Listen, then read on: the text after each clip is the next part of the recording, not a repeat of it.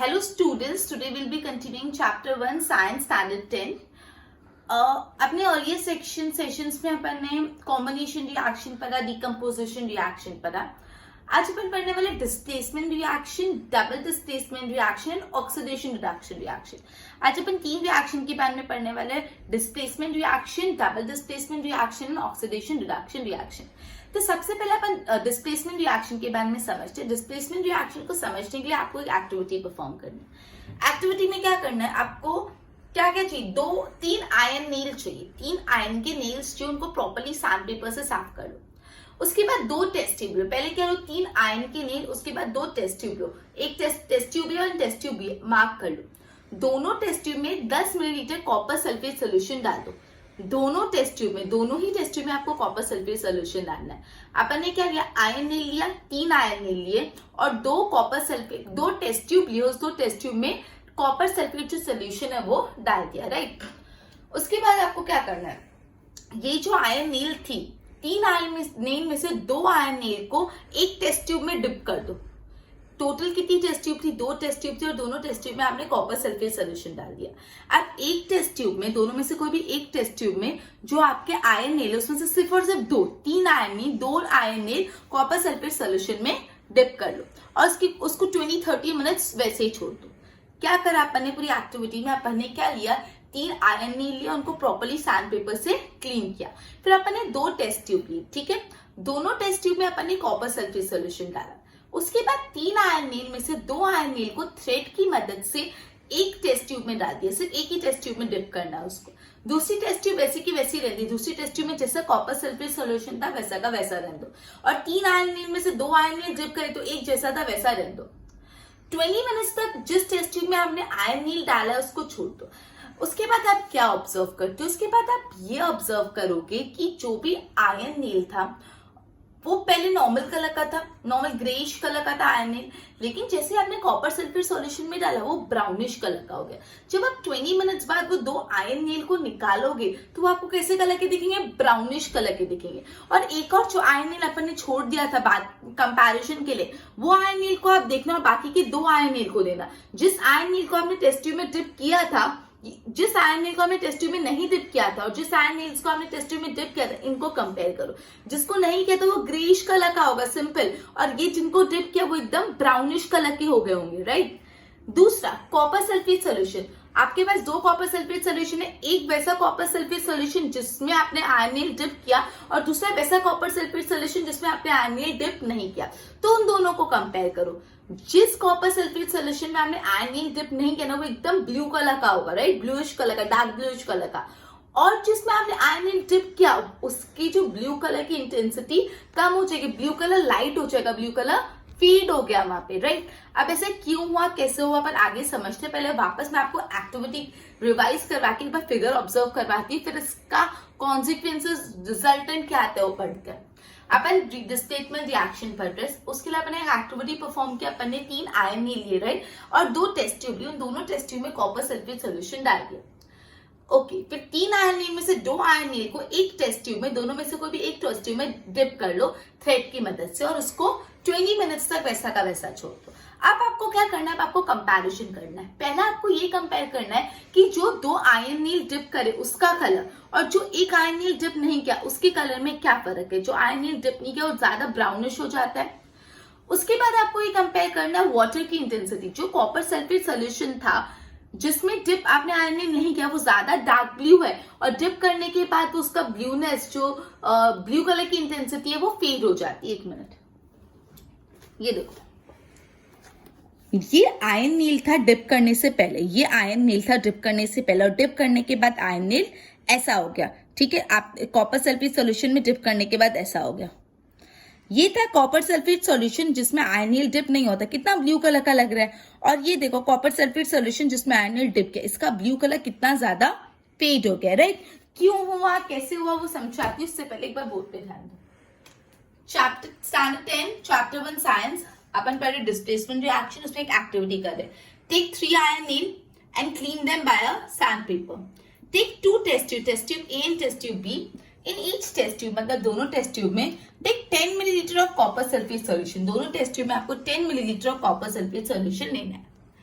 Tie two ion nail with a thread, जो दो ion Niels है उनको थ्रेड के साथ टाई कर लो and immerse them carefully in a copper sulphate solution in test tube B.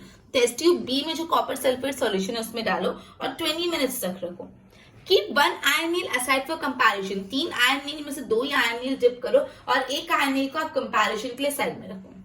After 20 minutes, take out the iron needle from copper sulfate solution. Copper sulphate solution में से iron नील को बाहर निकालो और ऑब्जर्व करो क्या हुआ। Compare the intensity of the blue. Compare the intensity of blue color of copper sulfate solution. जो कॉपर सल्फेट सॉल्यूशन है उसका ब्लू कलर की इंटेंसिटी देखो। ब्लू कलर जो है मैंने अभी आपको टेक्स्ट बुक में दिखाया, ब्लू कलर फेड हो गया, कम हो गया। Also compare the colour of nail dipped in the solution, जो भी विद केप्ट असाइड, मतलब जो 2 नील्स आपने डिप किए थे उसके कलर को और जो एक नील आपने डिप नहीं किया था उसको कंपेयर करो। देखो ये फिगर है, ये फिगर में ये 2 आयन नील है जो अपन ने डिप किए, ये एक टेस्ट ट्यूब है और इस टेस्ट ट्यूब में कॉपर सल्फेट सॉल्यूशन है, उसमें अपन ने आयन नील डिप किए थ्रेड की मदद से, राइट। उसके बाद देखो यहाँ पे जो मैंने आपको टेक्स्ट बुक में दिखाया कि पहले आयन नील ऐसा था और उसका यहाँ पे मैं कलर एक्सप्रेस नहीं कर पा रही, लेकिन यहाँ पे कलर चेंज हो गया जो मैंने आपको टेक्स्ट बुक में क्लियरली बताया, राइट। ये जो कॉपर सल्फेट सॉल्यूशन था पहले डार्क ब्लू कलर का था और उस आफ्टर डिपिंग आयन नील वो थोड़ा लाइट हो गया, उसका ब्लू कलर फेड हो गया, राइट। ये क्यों हुआ, ये कैसे हुआ, वी वुड बी डिस्कसिंग। पहले आप इसकी नोट्स बनाओ।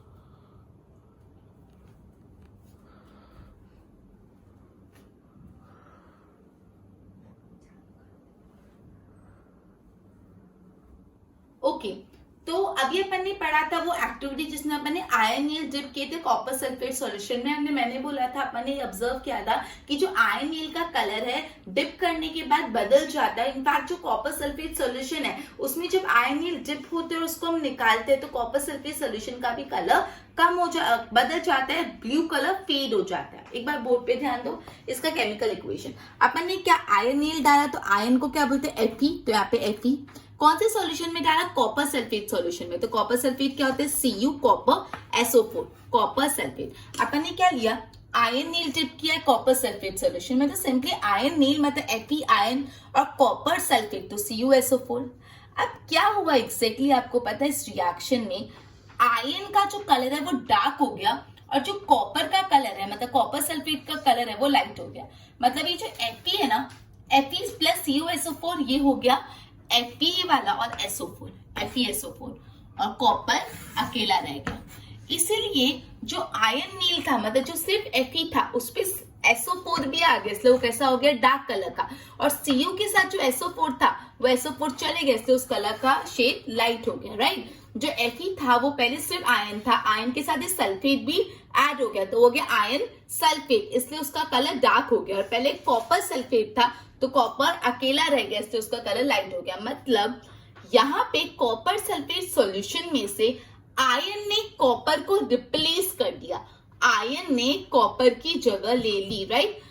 कॉपर सल्फेट सॉल्यूशन में CuSO4 में जो आयन था उसने कॉपर की जगह ले ली, इसलिए Cu के बदले यहाँ पे क्या आ गया, Fe और Cu अकेला रह गया। यहाँ पे आयन ने इसलिए कॉपर की जगह ली क्योंकि ion is more reactive than copper, ion copper से ज्यादा रिएक्टिव है, इसलिए आयन ने कॉपर की जगह ली। इसलिए ये रिएक्शन है डिस्प्लेसमेंट रिएक्शन कि आयन ने कॉपर को डिस्प्लेस कर दिया, उसकी प्लेस से हटा दिया, राइट। तो Fe प्लस CuSO4 तो Cu जो है कॉपर उसकी जगह किसने ले ली, आयन ने ले ली, तो ये हो गया FeSO4 और कॉपर अलग सा रह गया, राइट। तो यहाँ पे here ion displaces copper from copper sulfate reaction। Copper sulphate solution में से बेसिकली कॉपर सल्फेट सॉल्यूशन में से आयन ने कॉपर को डिस्प्लेस कर लिया। This reaction is known as displacement reaction. ये रिएक्शन को डिस्प्लेसमेंट रिएक्शन बोलते हैं। क्यों इसको डिस्प्लेसमेंट रिएक्शन बोला, बिकॉज कॉपर सल्फेट का सोल्यूशन था आपने जिसमें उसमें आयन डाला, तो कॉपर सल्फेट का सोल्यूशन में आयन गया तो आयन कॉपर से बहुत ज्यादा रिएक्टिव था, तो आयन ने कॉपर की जगह ले ली और कॉपर को अकेला छोड़ दिया, तो कॉपर सल्फेट के बदले वो सोल्यूशन कैसा हो गया, आयन सल्फेट हो गया, राइट। तो उसी तरह यहाँ पे डिस्प्लेसमेंट रिएक्शन हुआ, दैट इज जो आयन है उसने कॉपर को डिस्प्लेस कर लिया, राइट। एक बार देखो और एग्जांपल देखो, Zn zinc plus CuSO4, zinc plus copper sulphate. अब जो जिंक है ना वो भी कॉपर से बहुत ज्यादा रिएक्टिव होता है, तो जिंक भी यहाँ पे किसकी जगह ले लेगा, कॉपर की जगह ले लेगा, तो Cu के बदले यहाँ पे क्या हो जाएगा, ZnSO4, और ये जो Cu है वो आके अकेला रह जाएगा। तो यहाँ पे भी ये भी डिस्प्लेसमेंट रिएक्शन है, क्योंकि कॉपर सल्फेट के सोल्यूशन में से कॉपर की जगह जिंक ने ले ली, जैसे आयन ने जिंक की जगह ली थी वैसे यहाँ पे जिंक ने कॉपर की जगह ले ली, राइट। तो जिंक के बदले CuSO4 के बदले हो गया ZnSO4। अब सेम दूसरा देखो, Pb प्लस CuCl2, Pb मतलब लीड और CuCl2 मतलब कॉपर क्लोराइड। लीड होता है Pb और CuCl2 कॉपर क्लोराइड, मतलब कॉपर क्लोराइड के सॉल्यूशन में क्या ऐड किया, लीड ऐड किया।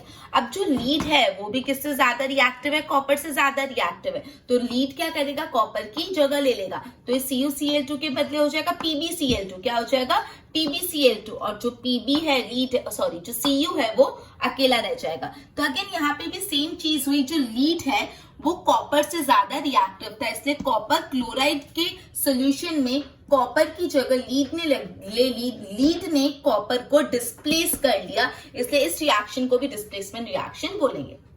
Zinc and lead are more reactive than copper, यहाँ पे जो जिंक और लीड था, जिंक और लीड ये जो एग्जांपल दिए वो ज्यादा रिएक्टिव थे देन कॉपर।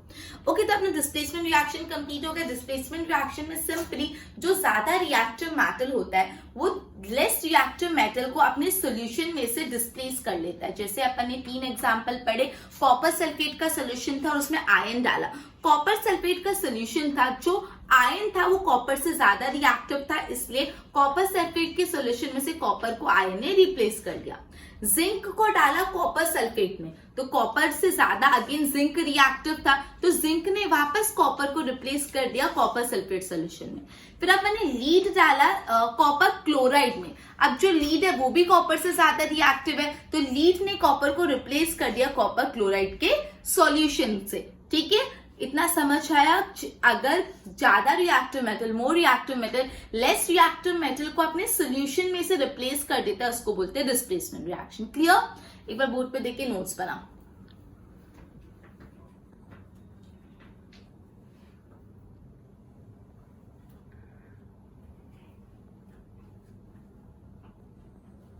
ओके, अब अपन नेक्स्ट रिएक्शन के बारे में पढ़ने वाले डबल डिस्प्लेसमेंट रिएक्शन। ठीक है, अपन ने डिस्प्लेसमेंट पढ़ा, अब डबल डिस्प्लेसमेंट रिएक्शन के बारे में अपन पढ़ने वाले हैं।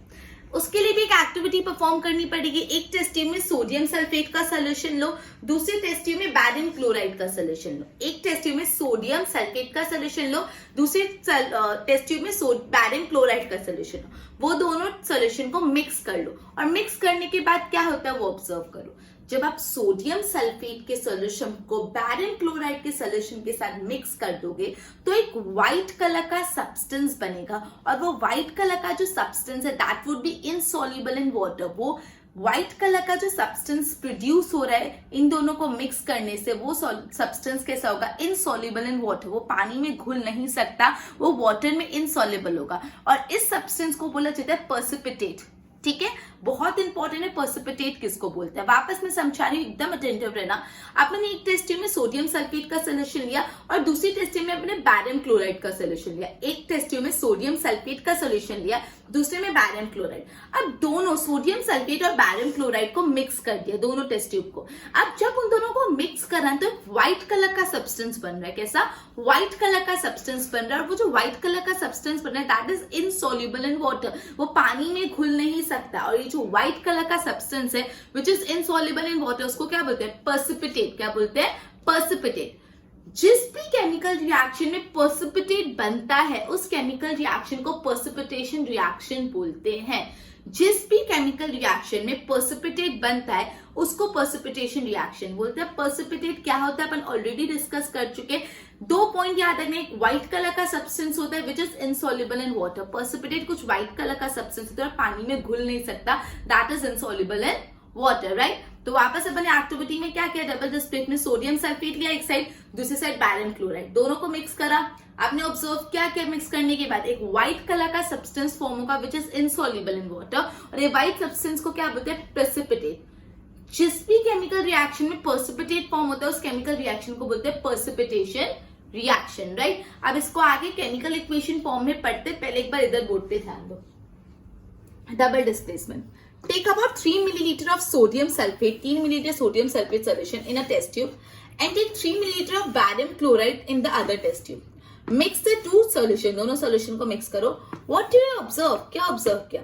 You will observe that a white substance which is insoluble in water, क्या हो रहा है, एक white substance, a white substance which is insoluble in water is formed, एक white substance बन रहा है which is insoluble in water.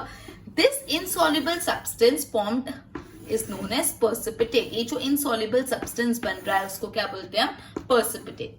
Any reaction that produce precipitate, जिस भी reaction में precipitate बनता है उसको क्या बोलते हैं, precipitation reaction. Any reaction that produce precipitate, any reaction that produce precipitate is called precipitation reaction, right? एक बार इसके अच्छे से नोट्स बनाओ।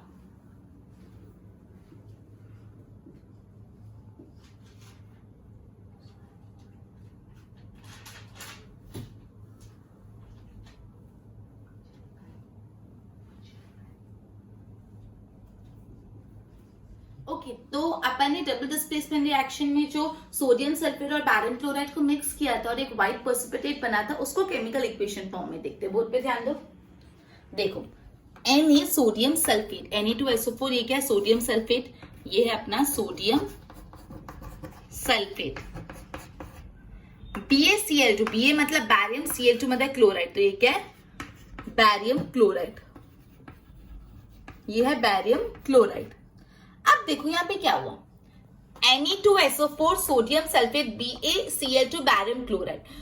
तो ये जो Na है वो ये Cl के साथ हो गया और ये जो Ba है वो SO4 के साथ हो गया। देखो ये हो गया NaCl, 2NaCl और BaSO4, मतलब sodium sulphate plus barium chloride gives sodium chloride and barium sulphate.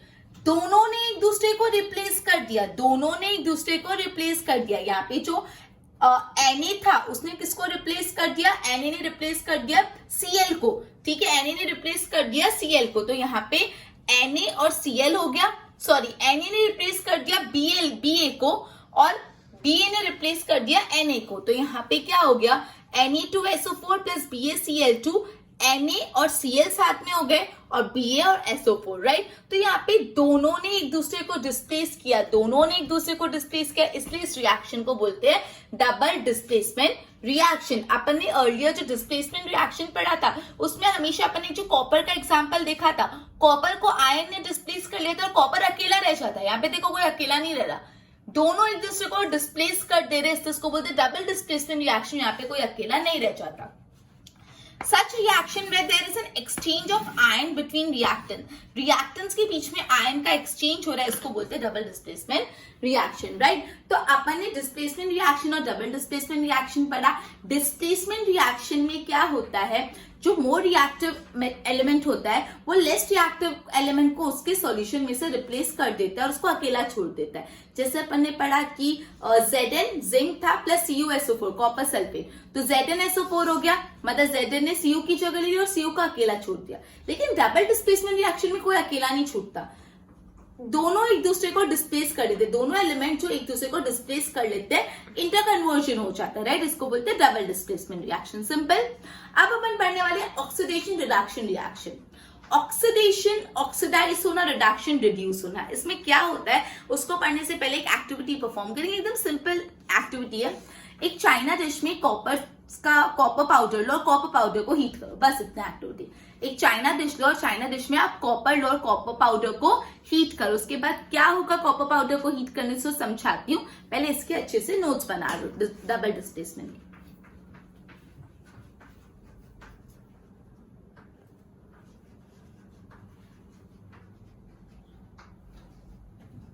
Okay, तो आपने ये एक्टिविटी में ऑक्सीडेशन रिडक्शन रिएक्शन समझने के लिए कॉपर लिया था, कॉपर पाउडर को हीट करा था, और कॉपर पाउडर को हीट करने के बाद क्या होता है, जैसे आप कॉपर पाउडर को हीट करोगे तो उसपे एक ब्लैक कलर की लेयर चढ़ जाएगी, जो ब्लैक कलर की लेयर चढ़ जाएगी वो हो जाएगा कॉपर ऑक्साइड। क्या हो जाएगा? Copper oxide. क्यों कॉपर पे एक ब्लैक कलर की लेयर चढ़ी? क्यों कॉपर पे ब्लैक कलर की लेयर चढ़ी? एक्चुअली जब कॉपर को आप हीट कर रहे हो तो वो ऑक्सीजन के साथ रिएक्ट कर रहा है, सराउंडिंग ऑक्सीजन की, और वो कॉपर प्लस ऑक्सीजन बन रहा है कॉपर ऑक्साइड। मतलब Cu copper plus oxygen O2 gives CuO copper oxide, right. इस एक्टिविटी में हमने कॉपर पाउडर लिया, उसको हीट किया। जैसे आप उसको हीट करोगे तो कॉपर में एक ब्लैकिश लेयर चढ़ जाएगी। जब ये ब्लैकिश लेयर चढ़ जाएगी तो ये क्या है? कॉपर ऑक्साइड है। क्यों ये कॉपर ऑक्साइड बना? जो कॉपर है वो जब आप उसको हीट करे तो आजू बाजू के ऑक्सीजन के साथ कंबाइन होकर कॉपर ऑक्साइड फॉर्म करता है, राइट। इतना समझ आया? अब ये जो कॉपर ऑक्साइड है CuO कॉपर ऑक्साइड, उससे वापस हाइड्रोजन गैस पास करो तो पता है क्या होगा? जो कॉपर ऑक्साइड से आप हाइड्रोजन गैस पास करो तो उल्टा रिएक्शन हो जाएगा, वो वापस कॉपर में कन्वर्ट हो जाएगा। मतलब पहले कॉपर था, कॉपर में आपने ऑक्सीजन से उसको रिएक्ट करवाया तो कॉपर ऑक्साइड बन गया, और कॉपर ऑक्साइड पे हाइड्रोजन गैस पास की तो वो वापस कॉपर में कन्वर्ट हो जाएगा। समझ आ रही है बात? ओके। अगर कोई भी केमिकल रिएक्शन में जिस सब्सटेंस को ऑक्सीजन मिलता है वो सब्सटेंस ऑक्सीडाइज्ड हो जाता है, और जिस सब्सटेंस से केमिकल जिस सब्सटेंस से ऑक्सीजन निकाल लेते हैं वो रिड्यूस हो जाता है। ये बात क्रिस्टल क्लियर रखना, one of the most important point. Chemical reaction में जिसको ऑक्सीजन मिलता है वो ऑक्सीडाइज हो जाता है, और जिससे ऑक्सीजन ले लेते हैं वो रिड्यूस हो जाता है। कैसे? मैं एक्सप्लेन करती हूँ, बोर्ड पे ध्यान दो।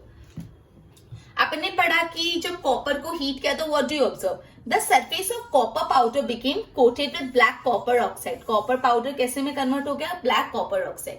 Why this black substance is form? क्यों ये ब्लैक सब्सटेंस फॉर्म हुआ? Because oxygen is added to copper. यहाँ पे oxygen is added to copper and copper oxide is form. Copper को आप हीट करो मतलब कॉपर में ऑक्सीजन ऐड कर रहे हो, कॉपर ऑक्साइड बनता है। Copper Cu, right. O2 oxygen gives CuO। Cu, और ये बैलेंस किया है, बट बेसिक केमिकल रिएक्शन क्या? Copper Cu, O2 oxygen gives CuO। If hydrogen gas passes to CuO, अगर ये CuO में से आप वापस हाइड्रोजन गैस पास कर रहे हो, then black coating on the surface turn brown. ठीक है, as reverse reaction take place. यहाँ पे जब आप CuO में से हाइड्रोजन गैस पास कर रहे हो तो ये ब्लैक वापस ब्राउन हो जाएगा, ब्लैक वापस ब्राउन हो जाएगा, बिकॉज रिवर्स रिएक्शन हो जाएगा एंड कॉपर इज ऑब्टेन। मतलब कॉपर ऑक्साइड में से अब जब वापस हाइड्रोजन गैस पास करोगे तो कॉपर ऑक्साइड से क्या बन जाएगा? वापस कॉपर। देखो CuO कॉपर ऑक्साइड प्लस उसमें क्या ऐड किया? H2 हाइड्रोजन गैस पास की, तो क्या हुआ? Cu बन गया और H2O वाटर रिलीज हुआ। अपन ने यहाँ पे क्या था? Cu कॉपर, कॉपर में ऑक्सीजन ऐड किया तो कॉपर ऑक्साइड बन गया। कॉपर ऑक्साइड CuO, उसमें से हाइड्रोजन गैस पास की तो क्या हुआ? कॉपर बन गया वापस और H2O वाटर रिलीज हुआ। If substance gains oxygen during a reaction, अगर एक केमिकल रिएक्शन में सब्सटेंस को ऑक्सीजन मिलती है, it is said to be oxidized.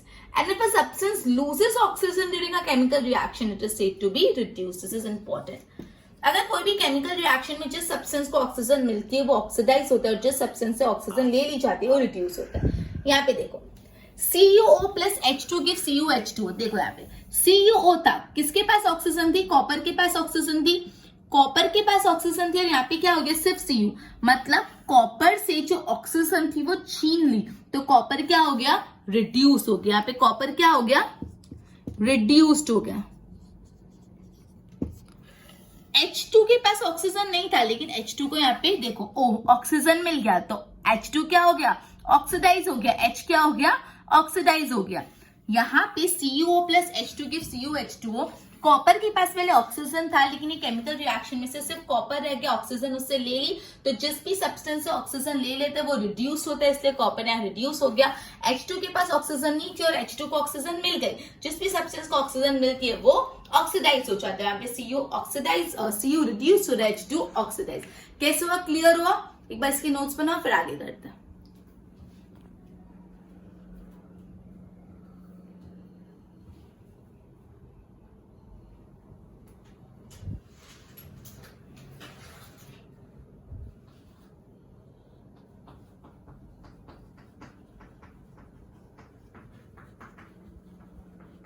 तो अपन ने ये पढ़ा कि CO कॉपर ऑक्साइड से जब हाइड्रोजन H2 पास करा तो CO अकेला रह गया ना, H2O रिलीज हुआ, वाटर रिलीज हुआ। तो यहाँ पे कॉपर रिड्यूस हो गया बिकॉज कॉपर से ऑक्सीजन ले ली, और हाइड्रोजन ऑक्सीडाइज हुआ बिकॉज हाइड्रोजन को ऑक्सीजन मिल गई। मतलब एक ही केमिकल रिएक्शन में एक सब्सटेंस ऑक्सीडाइज हो रहा है और दूसरा सब्सटेंस रिड्यूस हो रहा है। तो ऐसा केमिकल रिएक्शन जहाँ पे एक सब्सटेंस ऑक्सीडाइज हो रहा है और दूसरा सब्सटेंस रिड्यूस हो रहा है, उस केमिकल रिएक्शन को बोला जाता है oxidation reduction reaction. Oxidation reduction reaction मतलब एक ही केमिकल रिएक्शन में कोई ऑक्सीडाइज भी हो रहा है, कोई रिड्यूस, मतलब किसी को ऑक्सीजन मिल रही है और किसी से ऑक्सीजन ले ली जा रही है। तो ऐसे रिएक्शन को बोलते हैं ऑक्सीडेशन रिडक्शन रिएक्शन। एक बार बोल पे ध्यान दो। Copper is reduce loses oxygen. Copper reduce हो रहा है, क्यों रिड्यूस हो रहा है? Because it loses oxygen. Hydrogen is gaining oxygen, so it is oxidise. Hydrogen is gaining oxygen, so it is oxidized, right? One reactant is oxidized and the other is reduced during a reaction. मतलब एक ही chemical reaction में एक oxidise हो रहा है और दूसरा reduce. It is called oxidation reduction reaction. देखो एक ही केमिकल रिएक्शन में कॉपर रिड्यूस हो रहा था और उसी केमिकल रिएक्शन में हाइड्रोजन ऑक्सीडाइज, इसलिए ऐसे केमिकल रिएक्शन को बोलते हैं ऑक्सीडेशन रिडक्शन रिएक्शन। एक और example, ZnO zinc oxide plus C gives ZnCu। देखो अब यहाँ पे एक्चुअली क्या हो रहा है, ये जो ZnO था मतलब Zn के पास पहले रिएक्टेंट के टाइम वो ऑक्सीजन के साथ था, जैसे ही प्रोडक्ट बना तो उससे ऑक्सीजन ले ली, तो Zn क्या हो रहा है? रिड्यूस हो रहा है बिकॉज उससे ऑक्सीजन ले ली। ये C अकेला था, लेकिन प्रोडक्ट साइड देखो CO, इसको ऑक्सीजन मिल गई तो ये क्या हो गया? ऑक्सीडाइज। सिंपल देखो, ZnO zinc oxide C Zn plus C।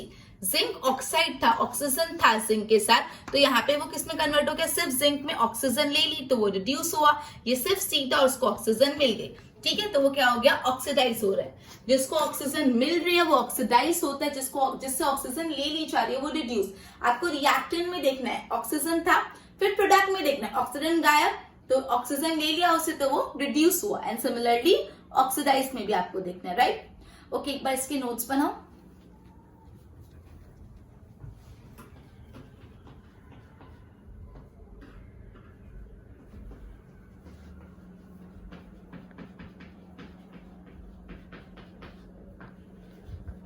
Okay, अभी तक अपन ने जितना भी पढ़ा उसको सम अप कर लेते हैं। सबसे पहले अपन ने डिस्प्लेसमेंट रिएक्शन से स्टार्ट किया। उसमें अपन ने कॉपर सल्फेट की सोल्यूशन में आयन डिप किया, तो कॉपर सल्फेट का कलर चेंज हो गया और आयन का भी कलर चेंज हो गया। मतलब इस रिएक्शन में आयन ने कॉपर को डिस्प्लेस कर लिया। बोर्ड पे ध्यान दो, देखो Fe था आयन प्लस CuSO4, ये Cu की जगह किसने ले ली? Fe ने ले ली, FeSO4 हो गया, Cu अकेला रह गया। मतलब आयन कॉपर से ज्यादा रिएक्टिव था, इसलिए आयन ने कॉपर को उसके सोल्यूशन में से डिस्प्लेस कर लिया और उसको अकेला छोड़ दिया, इसलिए उसको डिस्प्लेसमेंट रिएक्शन बोलते हैं। डबल डिस्प्लेसमेंट में देखो Na2SO4 प्लस BaCl2, तो यहाँ पे ये Na और ये Cl साथ में हो गया और ये Ba और SO4 दोनों ने एक दूसरे को डिस्प्लेस कर दिया, इसलिए इसको डबल डिस्प्लेसमेंट रिएक्शन बोलते हैं। यहाँ पे कोई अकेला नहीं रहा। डबल डिस्प्लेसमेंट रिएक्शन में एक पर्सिपिटेट की बात पड़ी थी। पर्सिपिटेट एक व्हाइट सब्सटेंस होता है which is insoluble in water, और जिस भी केमिकल रिएक्शन में पर्सिपिटेट बनता है उस केमिकल रिएक्शन को पर्सिपिटेशन रिएक्शन बोलते हैं। फिर oxidation reduction reaction, CO copper oxide, फिर उससे अपन ने हाइड्रोजन गैस पास की CuH2। अब हम इसको रिकॉग्नाइज करने की कौन सा सब्सटेंस ऑक्सीडाइज हो रहा है, कौन सा रिड्यूस। जिस सब्सटेंस को ऑक्सीजन मिलता है वो ऑक्सीडाइज होता है, जिस सब्सटेंस से ऑक्सीजन ले लेते हैं वो रिड्यूस होता है। तो CuO था, इसके पास ऑक्सीजन था और यहाँ पे सिर्फ CO रह गया, मतलब इससे ऑक्सीजन ले ली, इसलिए ये रिड्यूस हुआ। ये H2 था, इसके पास ऑक्सीजन नहीं थी, तो ये H2 हो गया, इसको ऑक्सीजन दे दी, जिसको ऑक्सीजन दी वो ऑक्सीडाइज हुआ और जिसे ऑक्सीजन ली वो रिड्यूस हुआ। जिस भी केमिकल रिएक्शन में ऑक्सीडेशन और रिडक्शन एक साथ होता है, वैसे केमिकल रिएक्शन को ऑक्सीडेशन रिडक्शन रिएक्शन बोलते हैं। आई होप इतना क्लियर हुआ। अपना आज का लेक्चर इधर ही एंड करते हैं। आप एक बार इसके नोट्स बना दो। Thank you, good bye.